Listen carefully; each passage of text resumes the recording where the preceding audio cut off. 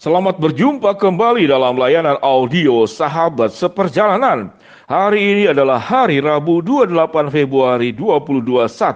Tema renungan kita dengan judul Besar Mulut atau Besar Hati. Firman Tuhan terambil dalam Amsal pasal yang ke-10 ayat yang ke-19. Demikian bunyi firman Tuhan.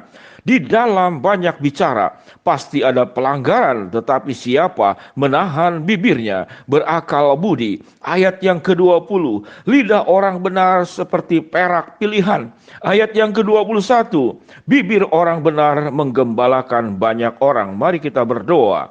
Bapa yang di dalam sorga, kami ingin menjadi pribadi-pribadi yang bagaimana kami menjaga mulut, lisan, dan bibir kami.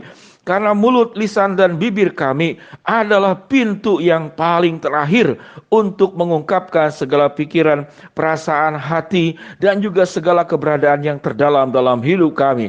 Biarlah kami Tuhan menjadi orang-orang yang berakal budi sebagaimana firman Tuhan katakan bahwa kami itu menjaga bibir kami dan menahan bibir kami. Di dalam nama Tuhan Yesus kami berdoa. Amin. Sahabat seperjalanan yang dikasihi Tuhan, besar mulut atau besar hati. Pasti kita sepakat dan setuju kita memilih besar hati. Karena besar hati adalah gambaran orang yang jiwanya sehat. Sementara orang yang besar mulut adalah gambaran jiwanya yang tidak sehat. Atau kita boleh katakan jiwanya sakit. Kalau lebih parah lagi kita boleh menyebutnya sakit jiwa. Sahabat seperjalanan yang dikasihi Tuhan, mengapa besar mulut sebagai sesuatu yang negatif? Karena besar mulut adalah suatu kata-kata yang diucapkan kalau di dalam ilustrasi adalah tong kosong nyaring bunyinya. Pekerjaannya hanya bicara, bicara, dan bicara. Sahabat seperjalanan yang dikasihi Tuhan, orang yang besar mulut tentu tidak memberikan kenyamanan kepada lingkungan. Dan tidak akan memberikan katakanlah hal-hal yang baik kepada lingkungan. Karena orang yang besar mulut itu mengandung kebohongan. Mengapa dikatakan besar mulut mengandung kebohongan? Karena namanya juga besar mulut. Artinya, dia akan melebih-lebihkan suatu percakapan tidak sesuai dengan fakta yang sesungguhnya. Biasanya melebih-lebihkan untuk kepentingan dirinya.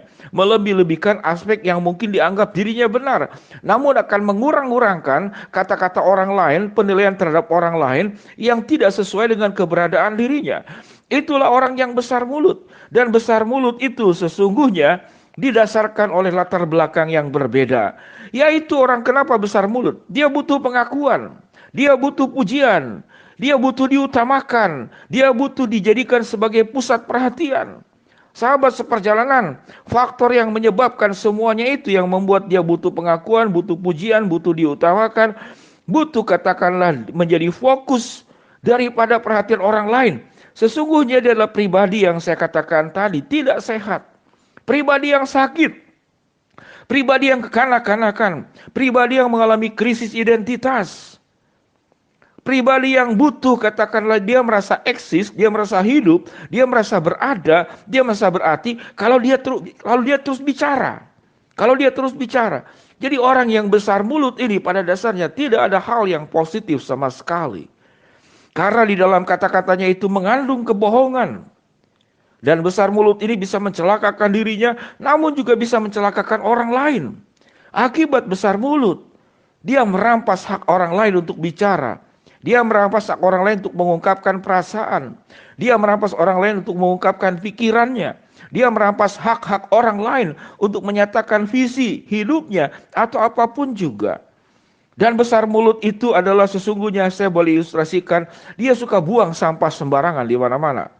Karena kalau besar mulut itu, percakapannya itu tidak berguna, tidak ada manfaatnya. Nah, sesuatu yang tidak manfaat, saya gambarkan itu dengan sampah.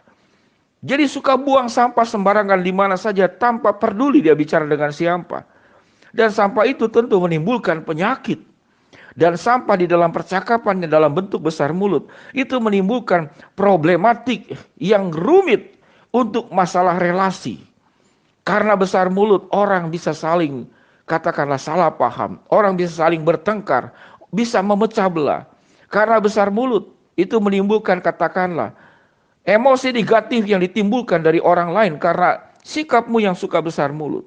Sahabat seperjalanan yang dikasihi Tuhan, biarlah kita boleh belajar untuk menjadi orang yang pribadi yang sehat.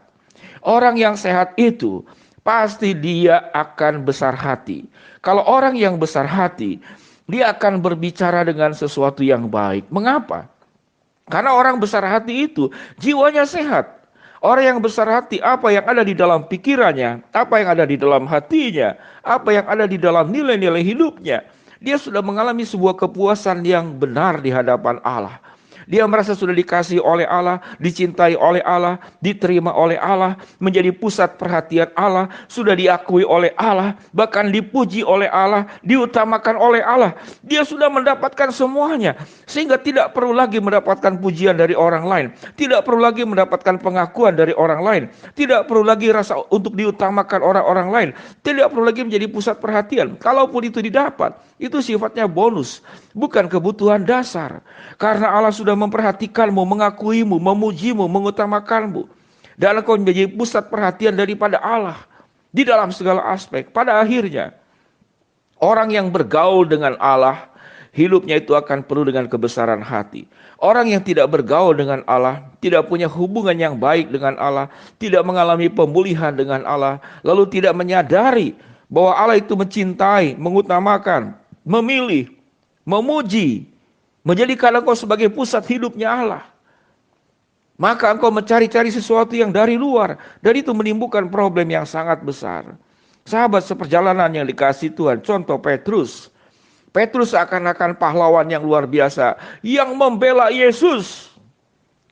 Siapa yang paling mengasihi aku? Bukankah aku sudah melayani engkau ya Allah? Gembalakanlah domba-dombaku. Berkali-kali Petrus itu banyak bicara, namun justru dialah yang menyangkal Tuhan pada akhirnya. Sahabat seperjalanan yang dikasihi Tuhan, dalam konteks kehidupan kita bagaimana? Orang yang besar mulut di dalam rumah tangga pasti ingin merasa paling benar, paling hebat, paling utama. Dan itu akan menimbulkan masalah. Biasanya membesarkan diri lalu merendahkan orang lain. Siapa yang suka dengan orang seperti demikian? Di dalam kehidupan rumah tangga, di dalam pekerjaan, di dalam dunia pendidikan, di dalam pergaulan, di dalam masyarakat, di tengah-tengah, dimanapun juga. Sahabat seperjalanan yang dikasihi Tuhan, saya banyak bertemu dengan orang yang besar mulut. Biasanya kalau dia punya jabatan tertentu semakin tinggi, maka punya potensi untuk besar mulut. Semakin kaya, punya potensi untuk besar mulut. Semakin pandai pendidikannya, semakin potensi untuk besar mulut. Jadi orang kaya, orang pandai, atau juga orang biasa juga bisa besar mulut. Ya, karena dia tidak punya sesuatu, dia besar-besarkan dengan sesuatu yang diucapkannya agar orang percaya. Jadi besar mulut ini penyakit. Besar mulut ini adalah kuman. Besar mulut ini virus yang bisa merusak dirinya dan juga merusak orang lain. Dan firman Tuhan mengajarkan kita siapa yang menahan bibirnya, dia berakal budi. Kalau orang yang besar hati, lidah orang benar atau lidah orang besar hati itu seperti perak pilihan.